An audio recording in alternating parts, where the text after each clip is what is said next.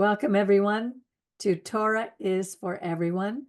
And tonight we're going to look at the portion called Vayeshev, which is the story of Jacob, and it continues on with his son Joseph. We're moving into the saga, how our people are going to go into Egypt, and how eventually will be led into slavery. Everything has a reason. You'll see as we read all the different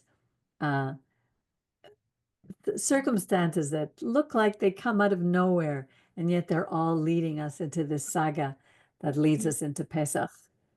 It's a beautiful story. All right, so let me share the screen, and we'll begin reading together. And it's called Vayeshev, which means Jacob lived. It says he settled in the land where his father had sojourned, had lived, the land of Canaan. But Jacob's father was Isaac, and Isaac stayed in one place. He never moved. And here it says Jacob was settled in the land, but really he never settled, because he moved from there. He went down to where his uncle was. He came back. He went to Egypt. He was all over the place. He never really was settled anywhere. But that's where it says, so he sat, Yoshev, he sat in the land for a while, but he really was always on the go. Then it says, Ele Toldot, this is the lineage or the history of Jacob. And it's a little bit like what we read Sarah. Every time they say this is the history of, they give you the descendants instead of giving them our past. So here we see Jacob was 17 years old, and he was a lad. It says Na'ar. He was a young boy, and he was tending the flocks. These flocks are the young sheep, because he was young, with his brothers, as a helper to the sons of his father's wives, Bilhah and Zilpah. So remember, Rachel was gone. His mother had died. And so he then was taken under the wings of Bilhah, which was Rachel's maid, and Zilpah, which was Leah's maid. So here, these are the brothers that are involved in this. And so and Joseph brought bad reports of them to their father. He's a young kid, and he's talking bad about his brothers. Now, Israel loved Joseph best of all his sons, because he was a child of his old age. So he was the last, the son of Rachel, who he adored, and Benjamin was still too young. And he says he made him, here it says, an ornamented tunic. The word is pasim, and nobody really knows what pasim means. Some interpret it to be a coat that was made specifically to recognize that he would be the one to inherit his father's the lineage from Jacob to Israel to Joseph. He would be the one, not the other brothers. He had a special place. But his brothers saw that their father loved him more than any of his brothers, and they hate him. They were jealous. They hated him, and they couldn't even speak a friendly word to him. It says, "Dibro leshalom." They could not speak a word of peace to him. So once Joseph had a dream, which he told to his brothers, and they hated him even more. It seems that Joseph was either very naive or very ADD. He didn't think before he spoke, very excited about everything that was going on. And he said to him, listen to this dream which I have dreamed. There we were binding sheaves in the field, when suddenly my sheaf stood up and remained upright. Then your sheaves gathered around and bowed low to my sheaf. It's interesting about dreams, because many of us in Judaism, when we have a dream, we're always thinking, okay, what does it mean? We always have this understanding that dreams can have a meaning. Today's psychology will say that it's an outpouring of our psyches. But sometimes, as we've read in past stories, sometimes dreams are ways that God speaks to us. And his brothers answered, "Do you mean you're going to rule over us? Do you mean you're going to reign over us?" And they hated him even more for this talk about his dreams. And he dreamed another dream and told it to his brothers. "Look, I've had another dream. This time the sun, the moon, and the 11 stars were bowing down to me." And when he told it to his father and brothers, his father berated him. What he said to him is this: "What is this dream you have dreamed? Are we to come, I and your mother and your brothers, are we to bow low to you on the ground?" So I was thinking about, because the moon here obviously represented, well, maybe it represented, the sun represented the father and the moon the mother, but Rachel was gone. So was it talking about Bilhah at this point? And the 11 stars were the 11 brothers? They're not really sure about who the moon is. So his brothers were upset at him, but his father kept the matter in mind. The father would remember this many years later. He wouldn't understand it now, but many years later he would see that this dream did come true. Once, when his brothers had gone to pasture their father's flock at Shechem, now Shechem is a very famous place. We'll read about it later on, where his sister Dinah, their sister Dinah, was raped, but it hasn't happened yet. And Israel said to Joseph, "Your brothers are pasturing the flock at Shechem. Come, I will send you to them." And he said, and the word here is hineni. Joseph was always ready, hineni, ready to serve, ready to do whatever he had to do for his father.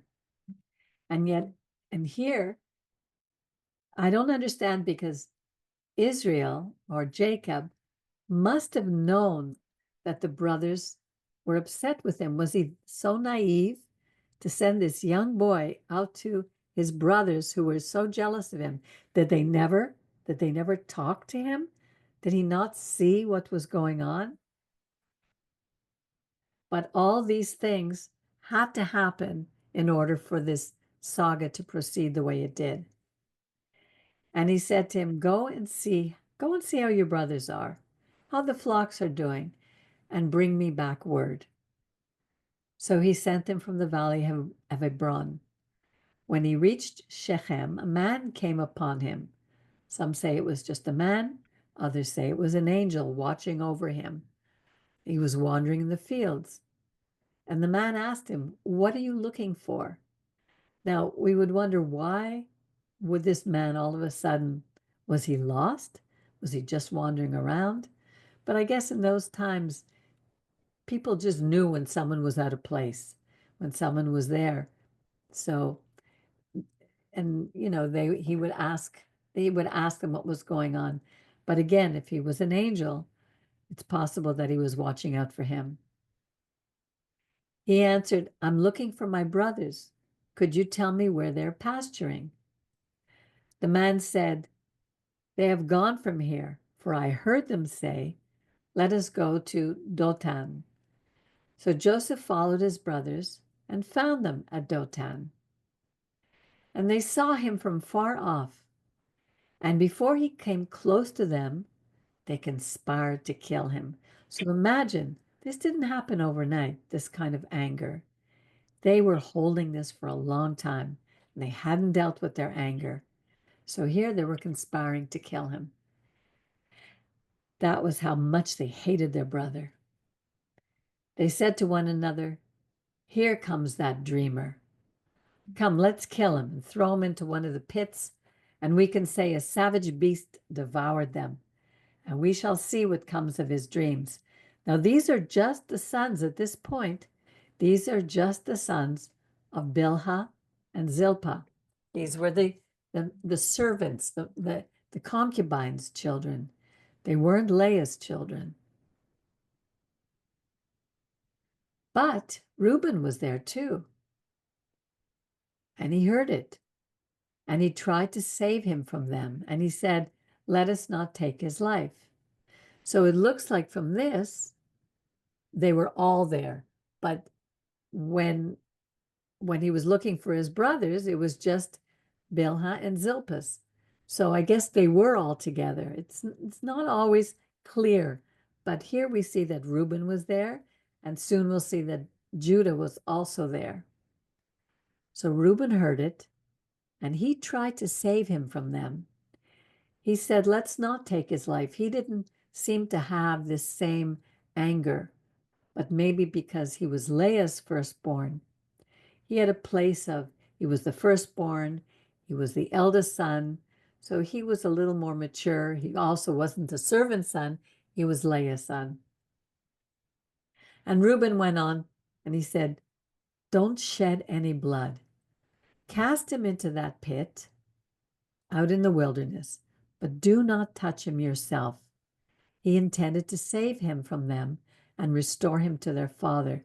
So it says, cast him into that pit out in the wilderness. So the pit wasn't where they were.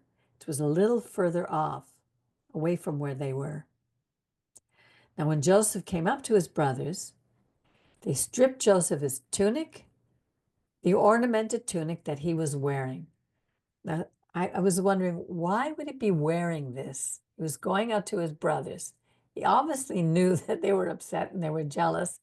Was this just another way of, he was going out to pasture the sheep. What was he doing wearing this tunic out to pasture the sheep?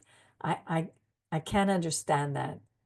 It's like all these things were, did they not think of what was going on? Anyway, they took him and they cast him in the pit. The pit was empty and there was no water in it. Then they sat down to a meal. So if you're doing something that you think is wrong, you don't just go sit down and eat. If you feel that you're doing something wrong, you almost lose your appetite. But here, obviously, they hadn't done anything. They just put him into the pit and they were waiting. They were sitting down to the meal. When they looked up, they saw a caravan of Ishmaelites coming from Gilead. Their camels bearing gum and balm and laudanum to be taken to Egypt. The Ishmaelim were the traders. They traveled on camels, and when I was doing a little research on them, they didn't really like to go into cities. They were the desert people. They were the wanderers. Then Judah said to his brothers, what do we gain by killing our brother and covering up his blood? Come, let's sell him to the Ishmaelim. But let's not do away with him ourselves. After all, he is our brother. He's our own flesh. And his brothers agreed. Now look at, this is something that I noticed here for the first time. When Midianite traders passed by, they pulled Joseph out of the pit. They sold Joseph for 20 pieces of silver to the Ishmaelim, who brought Joseph to Egypt. Do you see what I'm seeing here? Yes, Richard. Yeah, can you hear me? Yes. No, now you're on mute. Okay, so about what you said a few sentences ago about the brothers planning a meal or eating a meal or something. Right. I noticed that several places in the Bible that meals are prepared to tranquilize people against about doing things unpleasant. And so, I mean, I can't cite it now while I'm driving. One example is I can think was with Laban. He prepared a meal for Eliezer to kind of tranquilize him to going along with Laban's scheme. And also, I'll talk some more Well, you just have to do some driving now, but you get my gist. Actually, I haven't heard that perspective. From what I understood is when Eliezer came, it's very much the custom to invite people in, to wash their feet, to feed them. It was a way of hospitality in the desert. I've never heard it in that way, as to tranquilize somebody. What I've, No. Okay. About Eliezer. All yes, right.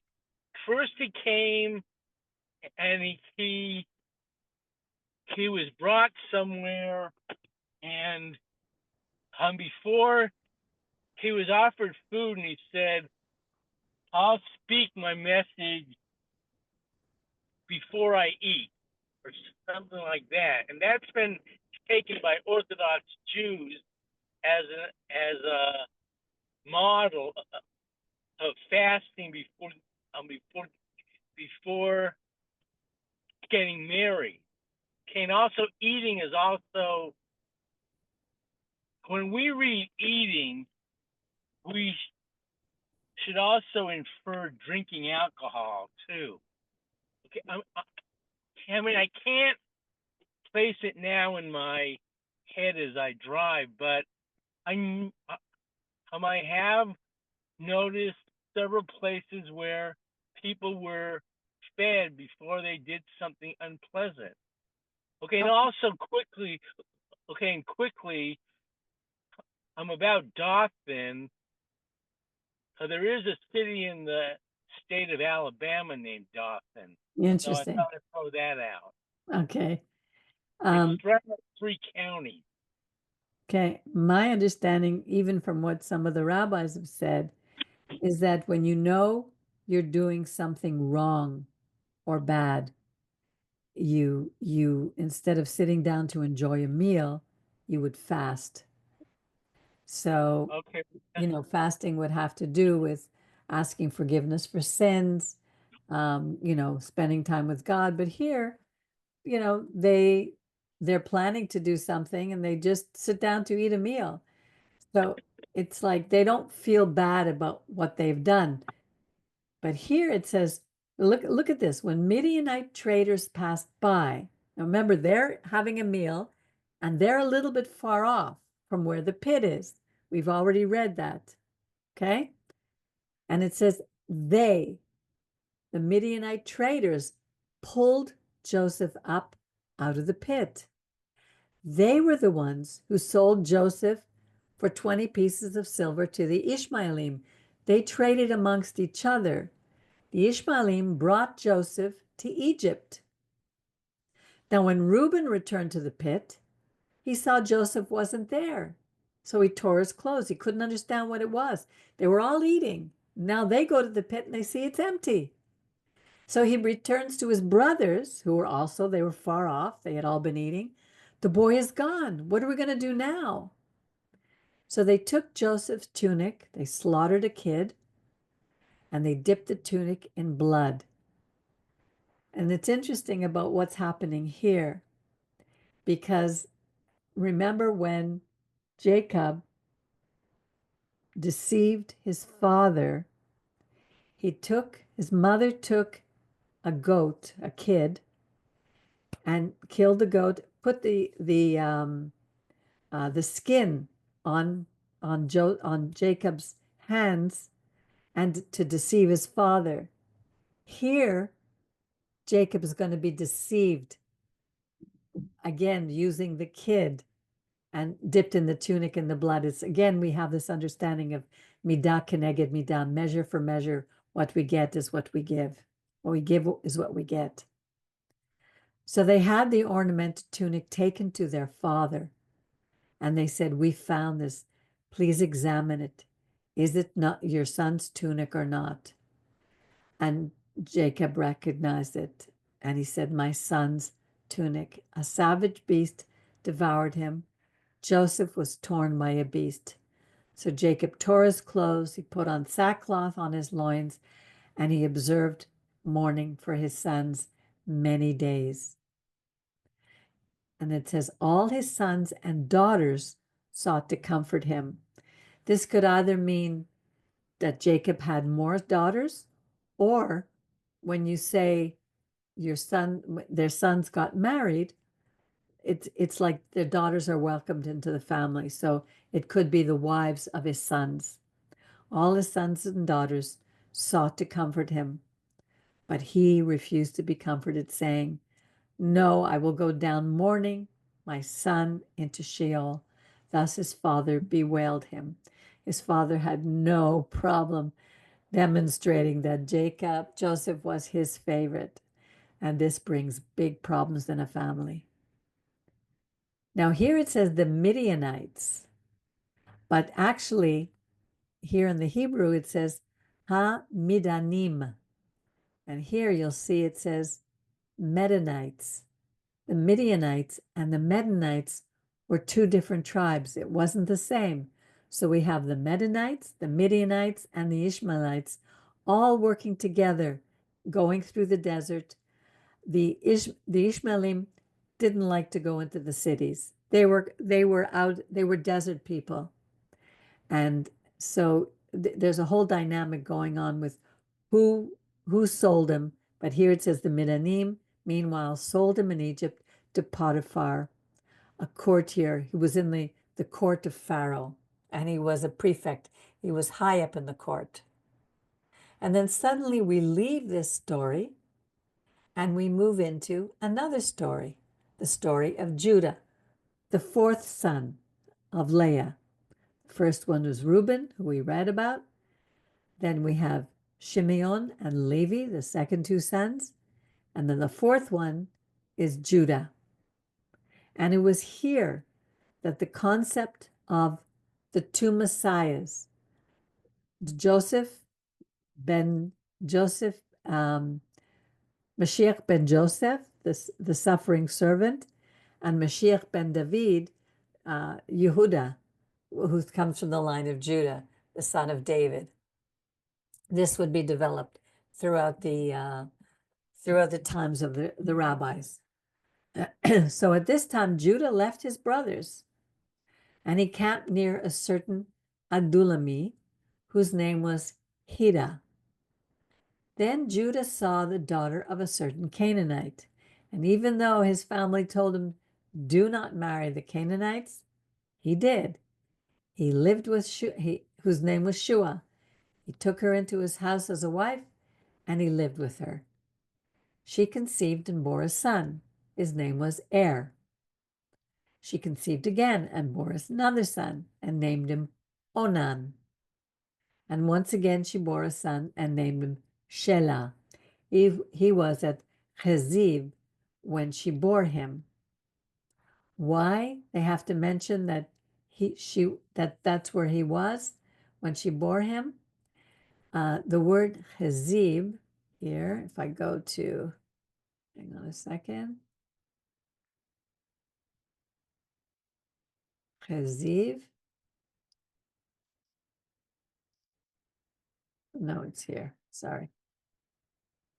Once again, she bore. So it's more Shela.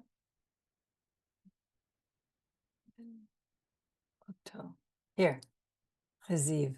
It's a town in Judah, but also means false. And we'll find out later that Yehuda was false when he made the promise after these two sons would die. He promised Shelah to Tamar, but this will go further on. I was just wondering why all of a sudden that would be mentioned. Judah got a wife for Er, his firstborn, and her name was Tamar. But Er, Judah's firstborn, was displeasing to the Lord, to God, and God took his life. We don't know why, but he just took his life. Then Judah said to Onan, "Join with your brother's wife and do your duty by her as a brother-in-law." Obviously, the Torah hadn't been written yet, but this was a custom in the Middle East that when one of the sons would die, the next in line, the brother would take her as a wife so that their line could be kept going, and provide offspring for your brother. But Onan, knowing that the offspring would not count as him, let the semen go waste, which is where we get the word onanism, whenever he joined with his brother's wife so as not to provide offspring for his brother. What he did was displeasing to Yud-He-Vav-He, who took his life also. Then Judah said to his daughter-in-law Tamar, "Stay as a widow in your father's house." So he didn't allow him to stay at home because he was afraid to lose his son Shelah as well. Because he said here, he too might die like his brothers. So Tamar went to live in her father's home. A long time afterwards, Shua's daughter, the wife of Judah, died. And when his period of mourning was over, Judah went up to Timnah, to his sheep shearers, together with his friend Hira the Adullamite. And Tamar was told, "Your father-in-law is coming up to Timnah for the sheep shearing." So according to what happens afterwards, it seems this is where her father must have lived in that area, because she took off her widow's garb, covered her face with a veil, and wrapping herself up, sat down at the entrance to Enaim, which is on the road to Timnah. For she saw that Shelah was grown up, and yet she had not been given him as a wife. When Judah saw her, he thought she was a harlot, for she had covered her face. So he turned aside to her by the road and said, "Here, let me sleep with you," for he did not know that she was his daughter-in-law. "What," she asked, "will you pay me for sleeping with me?" He replied, "I'll send you a kid from my flock." But she's smart. She said, "You must leave a pledge until you have sent it." And he said, "What pledge shall I give you?" She replied, "Give me your seal and cord and the staff which you carry." These are all things that would identify him. So obviously she planned this well in advance. So he gave them to her and slept with her, and she conceived by him. Obviously she knew when she would conceive. Then she went on her way. She took off her veil and again put on her widow's garb. Judah sent the kid by his friend, the Adullamite, to redeem the pledge from the woman, but he couldn't find her. The Adullamite inquired of the council of the locale, "Where is the prostitute, the one at Enaim by the road?" And they said, "There's no prostitute here." So he returned to Judah and said, "I couldn't find her. Even the local council said there's been no prostitute here." Judah said, "Well, let her keep them, lest we become a laughingstock. I did send her this kid, but you didn't find her."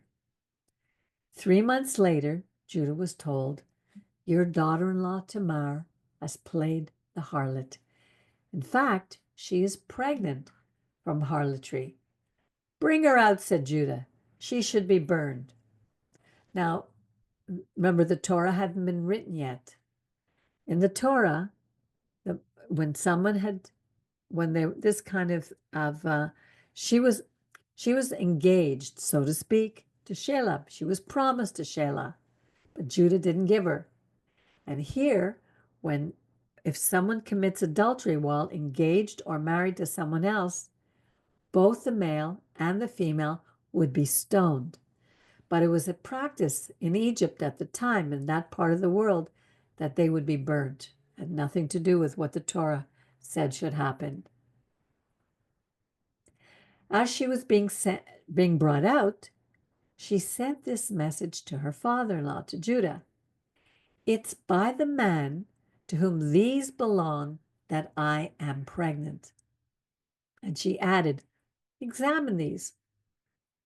Whose seal, whose cord, and whose staff are these?" Immediately Judah recognized them, and she said, "She is more righteous than I am, inasmuch as I did not give her. She was promised to my son Shelah, but I didn't give her to Shelah, and he was not intimate with her again. He understood that this woman Tamar understood the continuation of the line. When her time came for her to give birth, there were twins in her womb. Seems that runs in the family. While she was in labor, one of them put out a hand. The midwife tied a crimson thread to that hand to signify this one came out first. But just then it drew back its hand, and out came his brother. And she said, it was a breach. He pushed himself out. You have made for yourself. So he was named Peretz, which means breach. After his brother came out, on whose hand was a crimson thread, he was named Zerah, for crimson. And now we go back to the story of Joseph.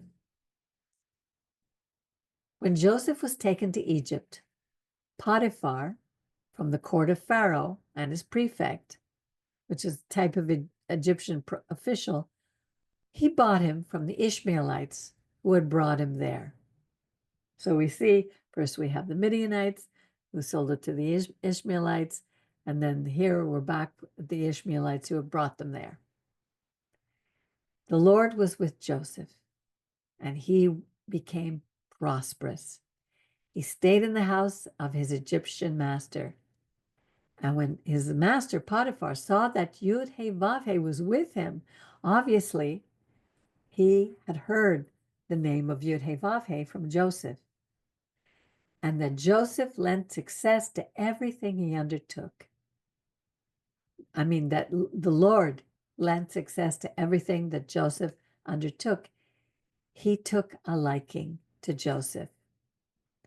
He made him his personal attendant and put him in charge of his household, placing in his hands all that he owned. Imagine how much he trusted this man. It's like God, when we live in a way that we honor God and we live for God and we obey the principles that God puts in our heart, we are honored and we are given a special place in the eyes of other people. From the time that the Egyptian put him in charge of the household and of all that he owned, the Lord blessed his house for Joseph's sake, so that the blessing of the Lord was upon everything that he owned in the house and outside. This is, we not only see this idea here in one household, but if you look at the history of our people, wherever we have lived as a people, in any land, any country, the Lord blesses us and blesses the people around us. As soon as they turn against us, as soon as they turn their back on us and they kick us out, that country goes down. We've seen this over and over throughout our history. These are pictures that are repeated throughout the history of our people. Potiphar left all that he had in Joseph's hands.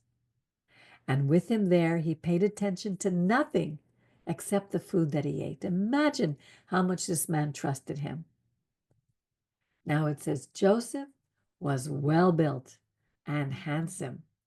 And after a time, his master's wife cast her eye upon Joseph and said, "Lie with me." But Joseph refused. He said to his master's wife, "Look, here my master gives no thought to anything in his house, and all that he owns he has placed in my hands. He wields no more authority in this house than I do, and he has withheld nothing from me except you. You are his wife. How could I then do this most wicked thing and sin before God?" As much as she coaxed Joseph day after day, he did not yield to her request to lie beside her and to be with her. And guaranteed the servants must have seen this. The others around knew. One day, he came into the house to do his work. None of the household was there inside. And she called hold of him by his garment and said, "Lie with me." But he left, he ran out of the house, he fled, leaving his garment in her hand. When she saw that he had left it in her hand and had fled outside, she called out to her servants and said, "Look, he had to bring us this Hebrew to play with us, to dally with us. This one came to lie with me, but I screamed out loud. And when he heard me screaming at the top of my voice, he left his garment with me and got away and fled outside." She kept his garment beside her until his master came home. Then she told him the same story, saying, "The Hebrew slave whom you brought into our house came to me to dally with me. But I screamed at the top of my voice, and he left his garment with me and fled outside." When his master heard the story that his wife told him, "Thus and so your slave did to me," he was furious. Who was he furious with? Probably with his wife. And the situation, he knew Joseph. I'm sure he knew exactly what was going on in his own household, because Joseph's master had him put in prison where the king's prisoners were confined. This was the top of the top. We see this even in the United States when people who are at the highest level of government are put into prison. They are put into very special prison. They're not with the lowest of the low. But even while he was there in prison, Yud He Vav He was with Joseph, extending kindness to him and disposing the chief jailer favorably toward him. The chief jailer put in Joseph's charge all the prisoners who were in that prison, and he was the one to carry out everything that was done there. So imagine, he wasn't even in a cell that was locked up. He could go anywhere in the prison. He was the one to carry out everything that was done there. So obviously, this is how we surmise that Potiphar knew who he was dealing with here, but he had to keep face. The chief jailer did not supervise anything that was in Joseph's charge, the same way that Potiphar did, and guaranteed Potiphar gave him that kind of information before he was put in jail. Because Yud He Vav He was with him, and whatever he did, Yud He Vav He made successful. This is a principle. When God is with us, and we live in a way that we know God is with us, that we can't hide from God, that we do not compromise anything that we do, even when we fail, we keep trying to do our best. God will make our lives successful, whatever we do. Not successful in the way the world may seem success, but successful in His eyes. Sometime later, the cupbearer and baker of the king of Egypt gave offense to their lord, the king of Egypt. Pharaoh was angry with his two courtiers, the chief cupbearer and the chief baker, and put them in custody in the house of the prefect, in the same house where Joseph was confined. The prefect assigned Joseph to them, and he took care of them. When they had been in custody for some time, both of them, the cupbearer and the baker of the king of Egypt, who were confined in the prison, both they dreamed the same dream in the same night, each his own dream, and each dream with its own meaning. When Joseph came to them in the morning, he saw that they were distraught. He asked Pharaoh's courtiers, who were with him in custody in the master's house, saying, "What's wrong with you? What are you so down about today?" And they said to him, "We had dreams, and there is no one to interpret them." So Joseph said to him, "Surely," and here it says God can interpret the dreams. "Tell me your dreams," but it doesn't say Yud He Vav He, it says Elohim. Elohim could mean different things. It could be gods, it could be lords, people, other people. It does not always necessarily have to be God. He said, tell me your dream. Because remember, Joseph already had experience with the two dreams that he had been given when he was very young. So he knew that they had meaning. Remember, even his father kept them in mind. Then the chief cupbearer told his dream to Joseph. He said to him, in my dream, there was a vine in front of me, and on the vine were 3 branches. It had barely budded, when out came its blossoms, and its clustered ripened into grapes. Pharaoh's cup was in my hand, and I took the grapes and pressed them into Pharaoh's cup, and placed the cup in Pharaoh's hand. Joseph said to him, this is the interpretation. It doesn't say God gave him the interpretation, but it seems that God gave him a gift to interpret dreams. The 3 branches are 3 days. In 3 days, Pharaoh will pardon you and restore you to your post. You will place Pharaoh's cup in his hand, as was your custom formerly when you were his cupbearer. But remember me, Zachor Tani, Zachartani. Remember me when everything is well with you. And do me the kindness. Don't forget me. Don't forget to mention me to Pharaoh, so as to free me from this place, because I was kidnapped from the land of the Hebrews. I haven't done anything here that would give anyone the reason to put me into this dungeon. Now, when the chief baker saw how favorably he had interpreted, he said to Joseph, he was excited. In my dream, the same thing. There were 3 open work baskets on my head. In the uppermost basket were all kinds of food for Pharaoh that a baker prepares, and the birds were eating out of the basket above my head. Joseph answered, this is its interpretation.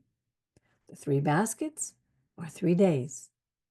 In 3 days, Pharaoh will lift off your head. In other words, cut off your head and impale you on a pole, and the birds will pick off your flesh.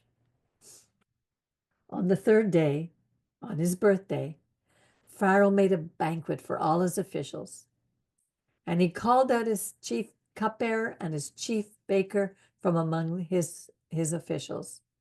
He restored the chief cupbearer to his cupbearing, and he placed the cup in Pharaoh's hand. But the chief baker he impaled, just as Joseph had interpreted to them.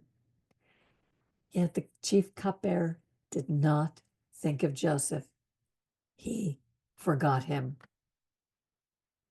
So we see this unfolding of the saga that would take place about these dreams and what would happen. And it's all, this whole thing is a sequence of events that all these things seem to have to happen in order for God's plan that's always been in his mind. Sometimes we think we're doing something wrong or we're suffering in a terrible way. Joseph must have wondered why he was in prison for this period of time. And yet, God had a plan. God knew exactly what was going to happen to him, which is a great part of our history. Richard, I noticed that your hand is up. Was that from before? Miriam, are you there? I'm here.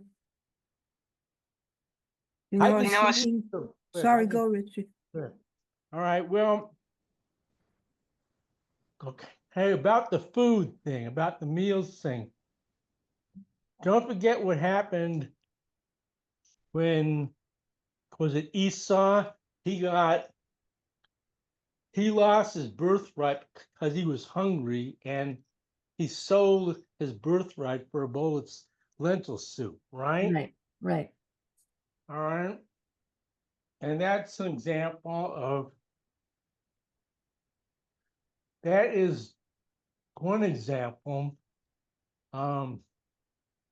where food or a meal tranquilize someone to do something against his or her better judgment. I'll come up with more in the next several months. I mean, I was interested in this for a while, so I'll mute myself.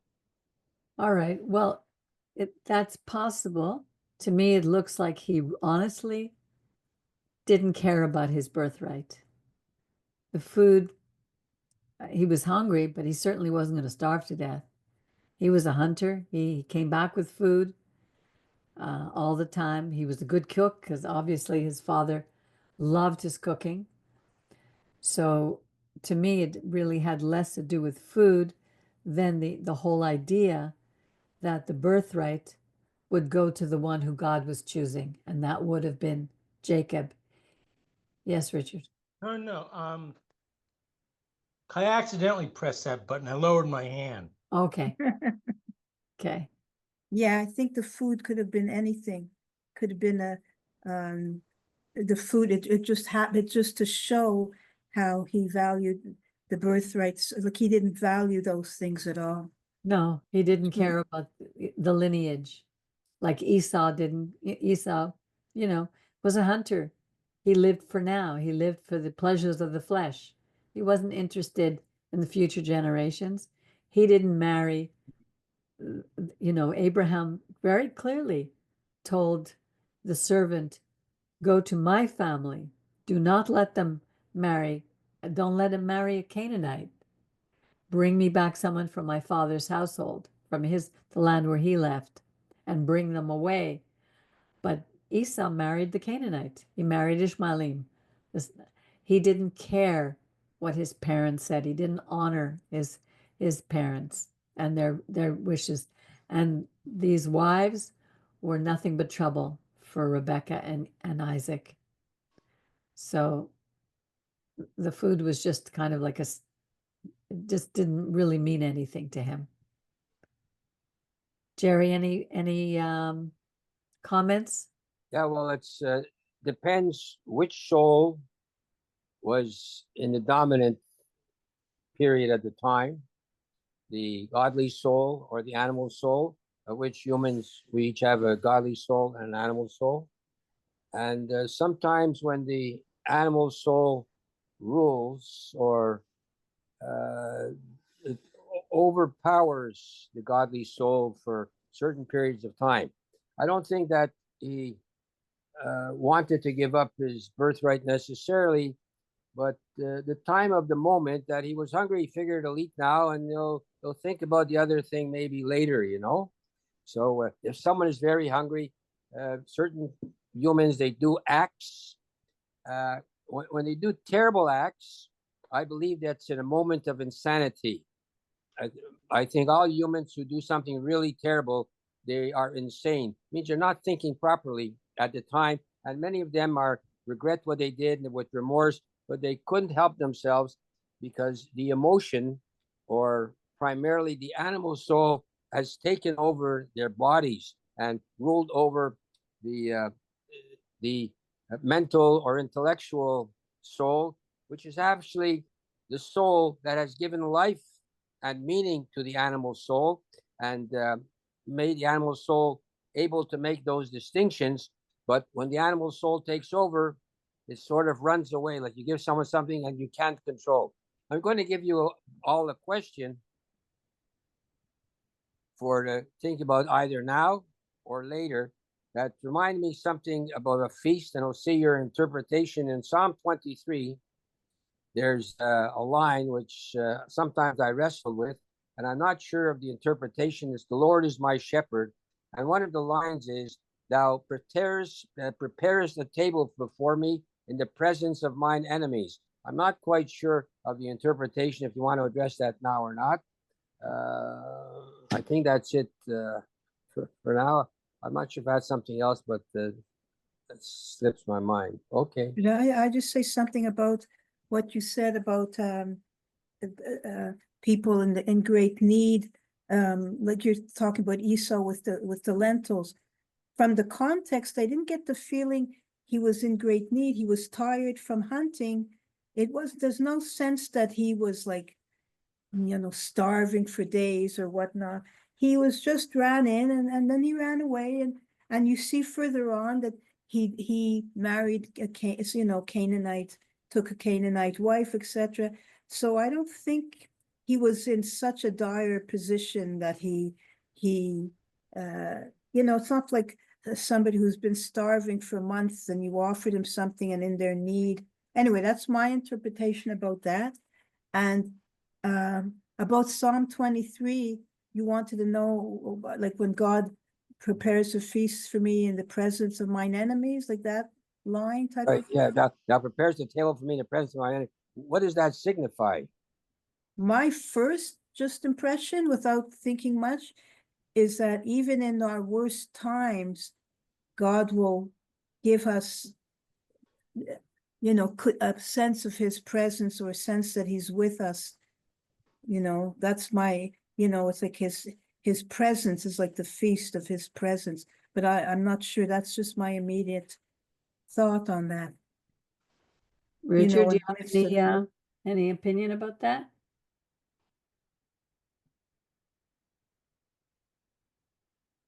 Well, when you think about a table, what do we do at a table?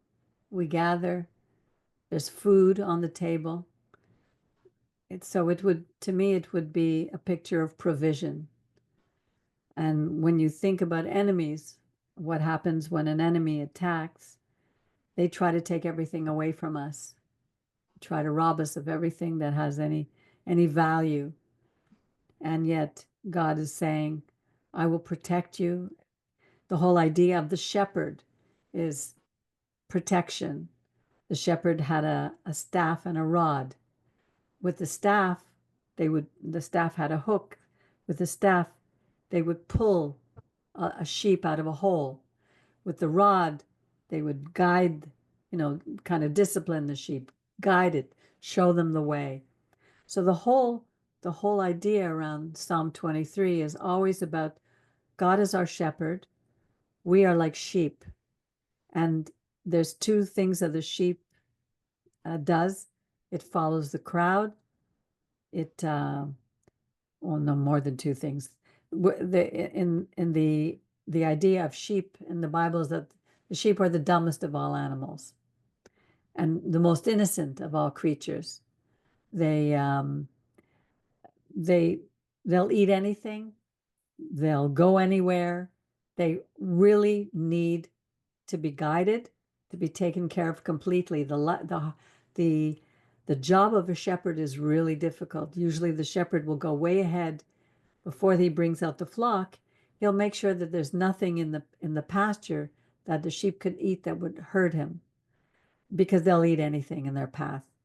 They'll eat, they don't even know when to stop eating. They'll eat so much that their stomach will be so bloated that they'll fall over and their legs are so spindly they can't get back up again. Really, the sheep is a perfect picture of the human being. We could be so ridiculous. We know we're not supposed to eat certain things and we'll eat it anyway. We forget the consequences. I mean, I struggle with that all the time. So these pictures, God gives us pictures constantly in this picture that he is our shepherd. And he is the one who's going to provide us, even when we're surrounded by enemies who are taking everything away from us. And believe it or not, we can be our own worst enemies. But it's always the idea of learning how to trust him, going where he wants us to go, not where the world would lead us. That's how I see it. Yeah, we were talking about food, so I sort of put this in. It's not exactly what we were talking about, but it's an opportunity with the feast and the food. And you do get tired and relaxed if you eat a lot. You will get tired, and many animals and humans, after you have a big meal, you're gonna take a little nap. Right. For meaning number 1,000, when you go into a dictionary, you have the first meaning, the second meaning, the third meaning. Meaning number 1,000, to set the table is, I was just thinking, if you set the table, sometimes you're going to have a discussion, and you can say, well, this person set the table. That means they're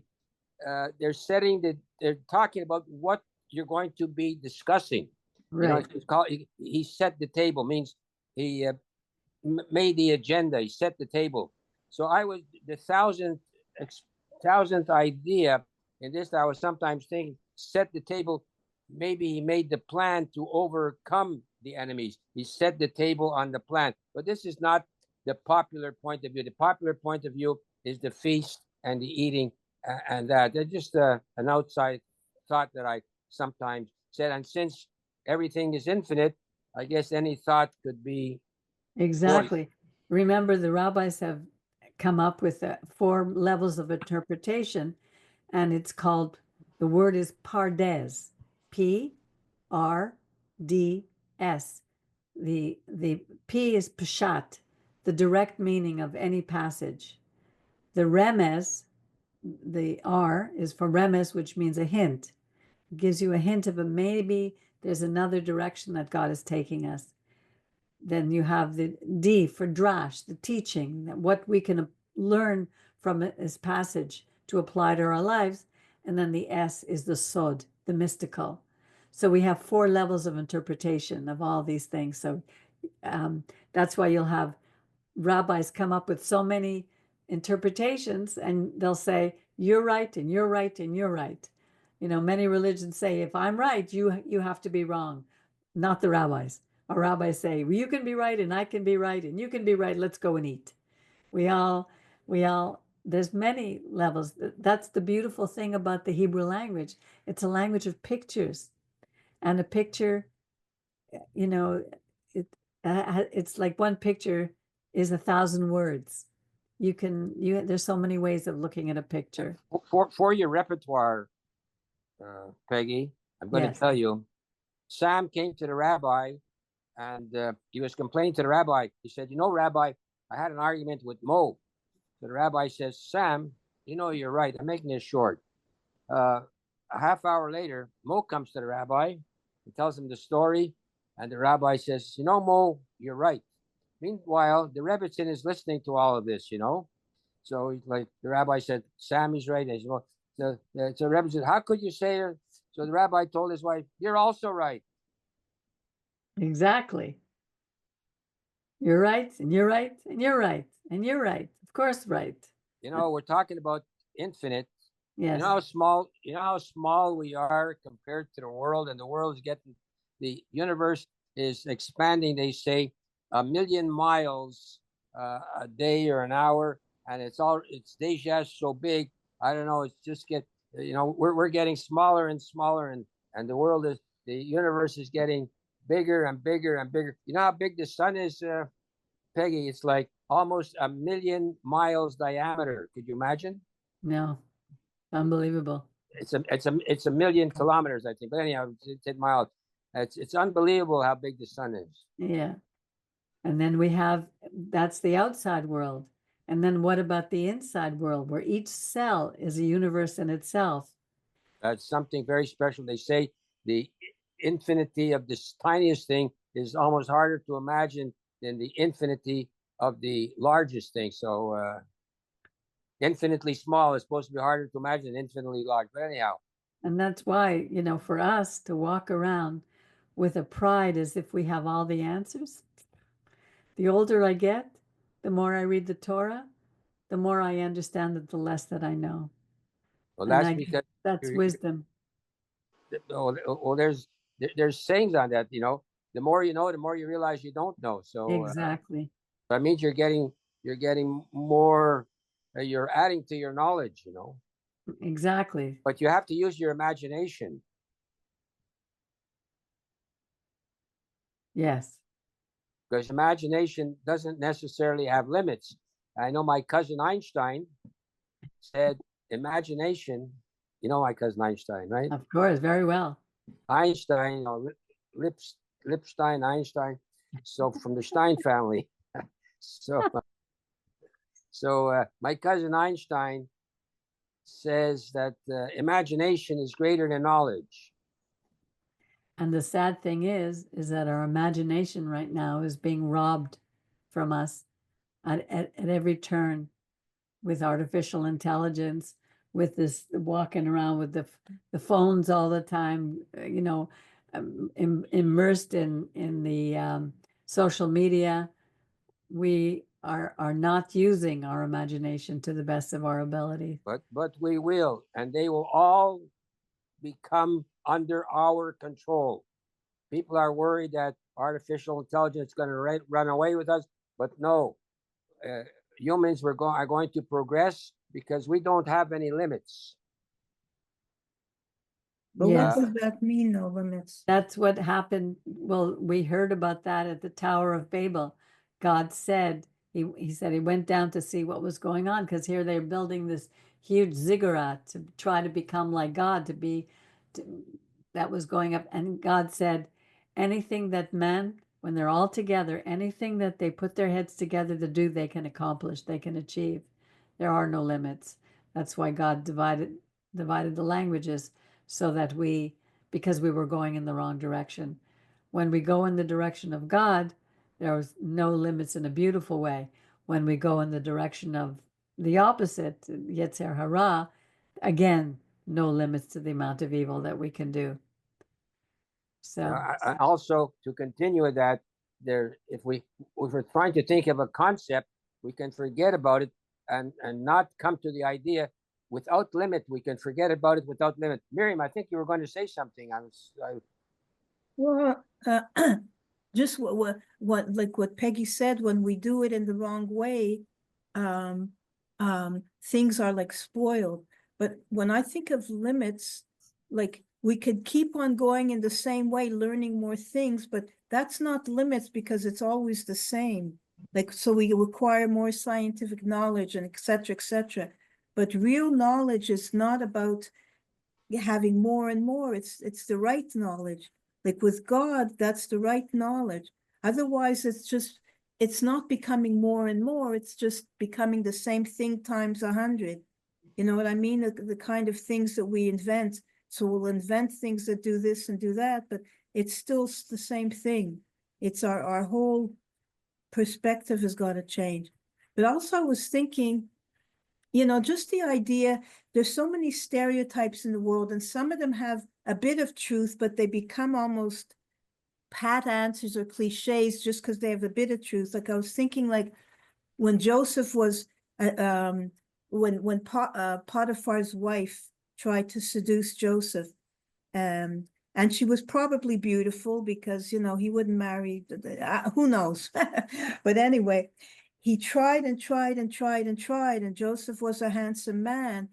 And there's always this cliche, almost to the point where it becomes negative when a man is accused of rape and they use the cliche that he couldn't help it. That always gets me angry because, it makes men out to be totally out of control. To me, it's an abuse of men's dignity, because here is Joseph and a woman trying to seduce him, and men make jokes, well, who would mind that, blah blah blah. But these cliches, when they take too much of a hold on the society, women are belittled, but men are also belittled. Like, you know what I'm saying? So this is noticeable, that his principles and his love of God was stronger than the seduction of probably a very beautiful woman. yeah. But there are two drives and instincts. I'm not sure how long we want to go on to this, Peggy. There are two drives and instincts which are very difficult to control, and that's food and intimacy, and especially the drive of intimacy. I believe in the male is stronger or less controllable than the female, because that's his thing in life, is to his donation. And they say a wise man who can control his intimacy is one of the harder things to control, that can run away with him. And men have endured countless miseries because of that drive. They kill each other. They're going to prison. There's guys in prison now, and it's something terrible. And certain of other people realize that man has that weakness, and they could use certain charms. I'm not saying ladies or anybody could use certain charms to to exploit that weakness of man against him. So I'm not sure where I got off on track. How come I came to this here, Miriam? But Well, you said it's I hard, think- but it's not impossible. I think you're misunderstanding what I'm saying. well, I didn't It's know what I a- said, so I couldn't You know, like misunderstand it. somebody once, no. But what I'm saying, just quickly, it's not about the most sexual men are not necessarily the ones who go and freely sleep around with anyone. Somebody once said, I don't know if it was C.S. Lewis or whatnot, but it takes a stronger man and even a more sexual man who has restraint. It's not how much you do that makes you sexual. Like when you talk about men, yes, that's a strong instinct, but it's not about you can't use the way I'm using it is not like that. It's not an excuse for being immoral. God did not create people who can't be in control. When we see people like African women are being raped every day, just even outside in certain countries, that's not sexuality. That's my point. That's not really sex. That's violence. It's not sex. It's, believe it or not, it's not the same thing. And I remember reading, just I'll end with this, but men who have been very, very sexual and slept around a lot, because I read books on therapy and their accounts. And when they became stronger and more whole as people, they didn't have the need to do that. It's not that they became less sexual, but sexuality is not just about abandon. Even an animal will not mate with any other animal. So I'm not talking about literally that, about the sex drive per se, because it's not what I'm talking about, basically. Anyway, my point was that sorry, I'm just plugging in my battery. My point was that Joseph really Oh yes, displayed I wanted to say something high about principles. Yeah, I wanted to say something. Forgive me for interrupting, because I'm going to forget. I sometimes forget things. So the Joseph's master, what was his name? There's mixed up. Potiphar. Pardon? Potiphar. But there's mixed up. There's two of them with that P. So No, the Joseph, the high priest of Egypt was Potiphera. yeah, Potiphar. This is That's why I just Potiphar. said it. But anyhow, Potiphar he had to put Joseph in jail. Why?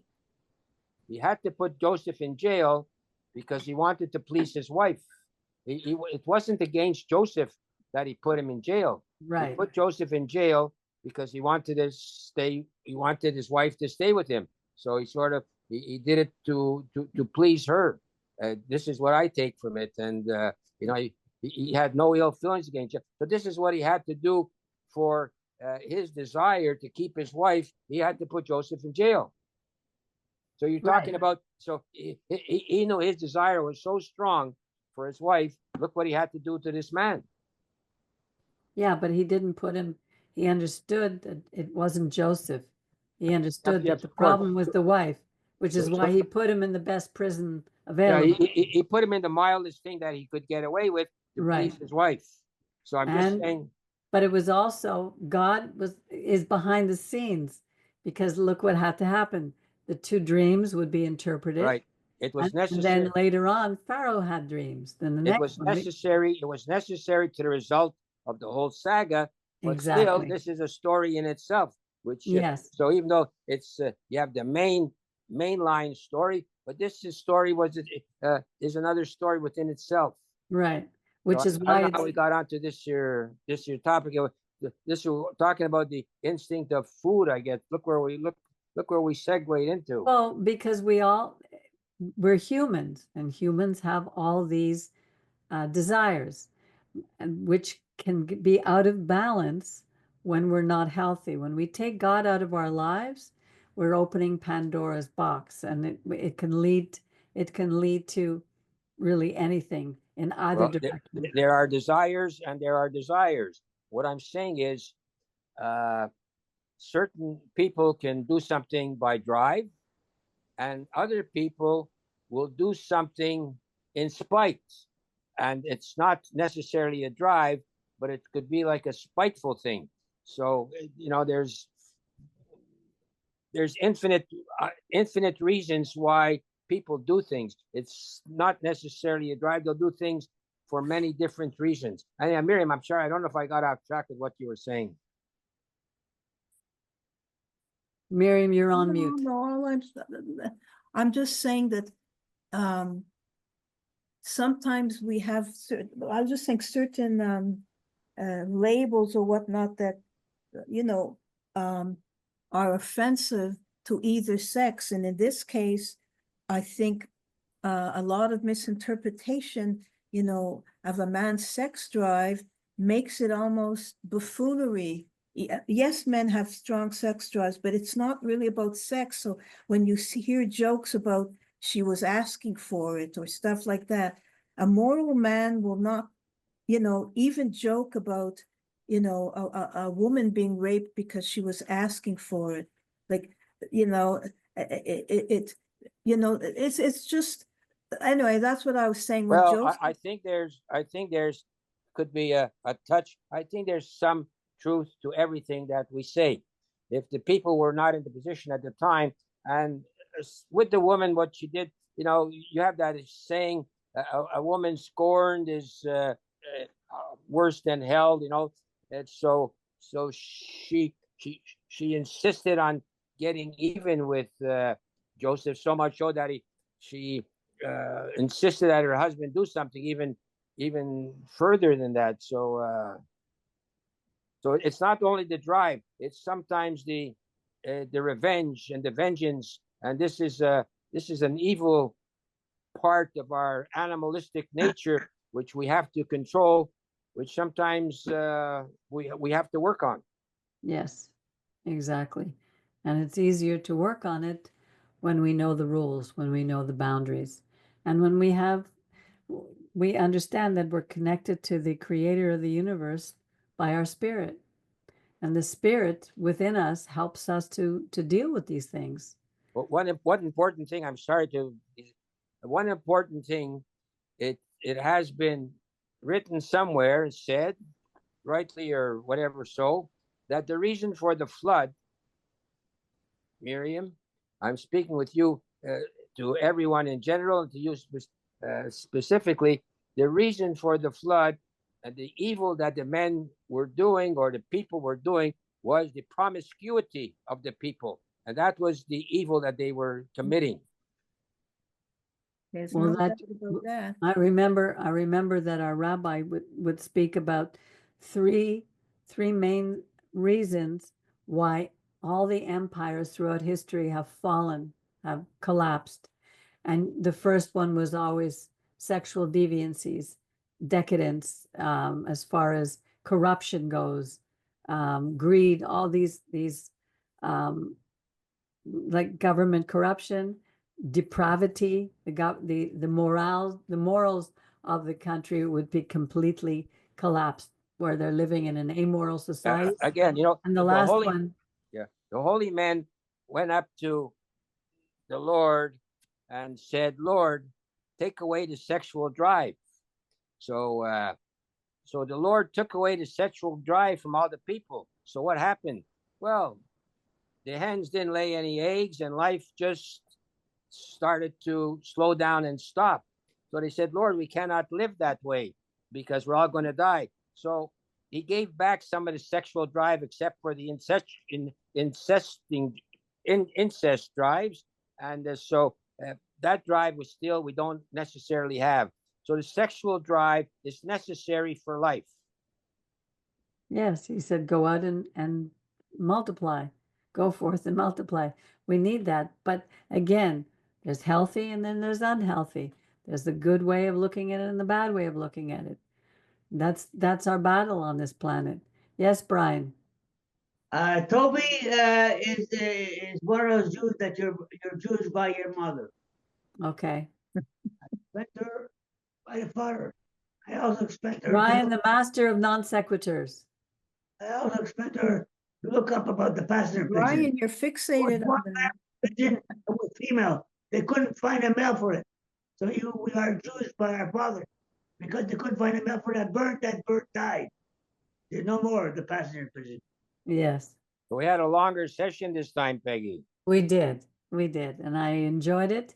And I just want to let you know for the next 2 weeks, I'm going to take 2 weeks off. So we won't, but whoever's watching, please continue to read anyway. Next week is Miketz. And the one after that, after Miketz is the dreams of pharaohs, and then Bo, where God is saying, So you're oh, no, you're not my going to gosh. be here. You're not going to be here for Hanukkah. No, well, actually, we're going to have a Hanukkah party online on January the 1st, on the holiday itself. Why on New Year's, January? Why January the 1st? because that's the 8th candle. Right. So we're You gonna know. like You know when my birthday was. December 25th, But you know what candle that was? The the 8th, first, the 8th candle. No, the first candle. that's right, Miriam. You get this. You get the star this time. Get the prize. And Brian's is January the 1st, Brian's birthday. So this time we're going to have a Hanukkah party, Brian, on your birthday. So Oh, I'll that's send good. you all Not out bad. invitations, and you're welcome to join us on Zoom. Unfortunately, we can't pass the latkes through the computers. too We'll have to bad. make latkes at home. But we're going to read from the book of Maccabees. We're going to sing some songs, and we're going to just talk a little bit about Hanukkah. So So you're all, you say for 2 weeks you're not on. The third week. 2 weeks we're not on. We're going to be coming back the 8th of January. We'll start again. So what are you going to do for 2 weeks, Peggy? I'm going to jump up and down for joy. You better relax. I'm going to relax. I'm going to rest. I'm still going to work, but I'm going to take it easy. We're going to celebrate Hanukkah. I'm going to go visit family. Just take a bit of a break. So I want to wish you all a wonderful rest of the week. I wish you all Happy Shabbat birthday, Baruch. Shalom. Not yet. January the 1st. Count 20 seconds. That's my birthday on the 1st. You come first, Jerry. Yours the 25th. You're It's at next midnight. week. That's when I'm born. What are you doing for your birthday, Jerry? What am I doing? Yeah. Remains to happen. How old are you this year? That's hard to say. I like my answers. You ask me what I'm doing and what and other things. Look at all the answers. I gave you the answers before, you know. Yes. Bye, Richard. Nice to Bye, see you Richard. again. Good night, Bye, good night, Brian. everybody. Let's keep Bye, praying for each other Jerry. and Bye, have a Peggy. wonderful, wonderful rest of your week. Bye-bye. God bless you Bye. all. Bye.